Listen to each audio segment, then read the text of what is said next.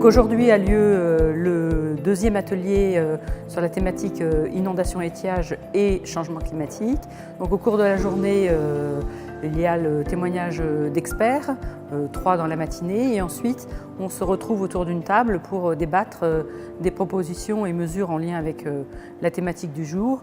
Donc l'incidence du changement climatique sur le bassin de la Seine est marquée par un renforcement des débits faibles en été, c'est un signal qui est important. Et donc au sein de l'EPTB, on s'est interrogé à l'adaptation à ces étiages qui seraient renforcés demain.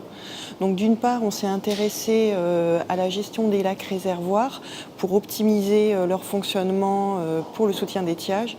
Et d'autre part, on fait le constat qu'il est nécessaire d'engager des actions pour mieux connaître et mieux gérer ces étiages à l'échelle du bassin versant. Donc je suis intervenu aujourd'hui dans le cadre de cette manifestation pour présenter 2 points importants. C'est l'adaptation des villes au changement climatique sous le prisme de l'adaptation au risque d'inondation.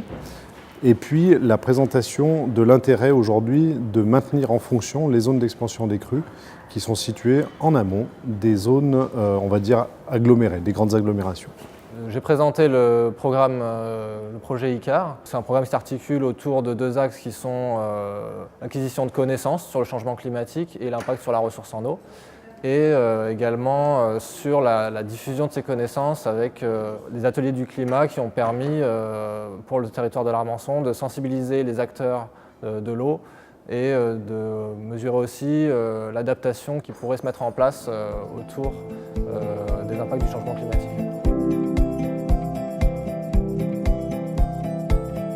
L'idée, ce serait vraiment de repositionner un petit peu le végétal à sa juste place, dans son rôle aussi d'infiltration des eaux, et voilà, de limitation un peu des dégâts des inondations. Sur le volet purement lié à la gestion de l'étiage, une notion importante qui est apparue et le rappel aux uns et aux autres, à tous les acteurs du territoire, particuliers, collectifs, entreprises, associations, à cette notion de devoir et de responsabilité, c'est-à-dire qu'on est tous responsables de l'eau qui est chez nous, de l'eau qu'on utilise, de l'eau qu'on rend. Le sujet est éminemment très complexe.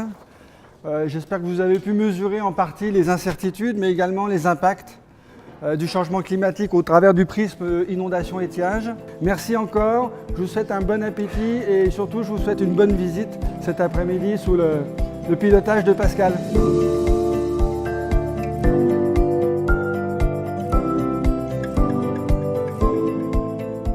Nous sommes sur le site de la prise d'eau Aube.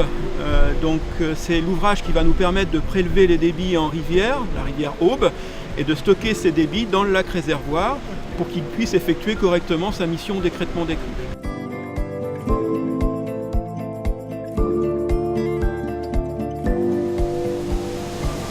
Et donc vous voyez que cette vanne est actionnée par les bras que vous voyez, vous voyez celui en rive gauche, et c'est ces bras-là avec des chaînes, comment dirais-je, que vous voyez sur le bas-joyer, là la partie grise, qu'on appelle des chaînes galles, qui vont permettre de faire manœuvrer la vanne. On voit vraiment quelque chose de tout à fait exceptionnel, qui est presque le débordement du lac du Temple, qui affleure la route tout autour. C'est une des plus hautes côtes observées, donc on est vraiment dans une période où on s'aperçoit que les lacs réservoirs, ça sert à quelque chose.